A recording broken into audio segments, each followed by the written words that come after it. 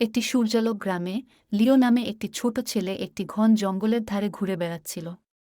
একদিন কাঠের তলোয়ার নিয়ে খেলতে খেলতে শিকারির জালে আটকে পড়া সিংহের উপর হুঁচ খেলেন। তার ভয় সত্ত্বেও মহিমান্বিত প্রাণীর জন্য লিওর হৃদয় ব্যথিত হয়েছিল। দৃঢ় সংকল্পের সাথে তিনি তার তলোয়ার ব্যবহার করে সাবধানে দড়ি কাটতেন।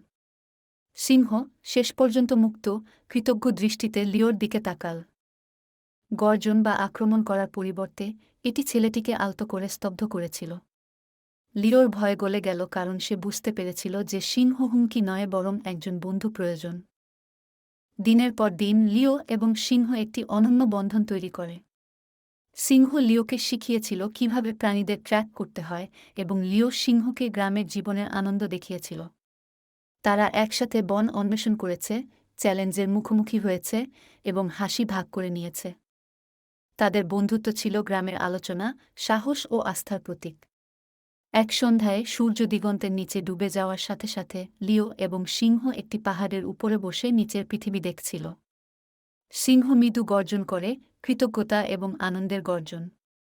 লিও হেসেছিল, জেনেছিল যে কখনো কখনো সাহসী কাজগুলি সহজতম দয়ার কাছ থেকে আসে।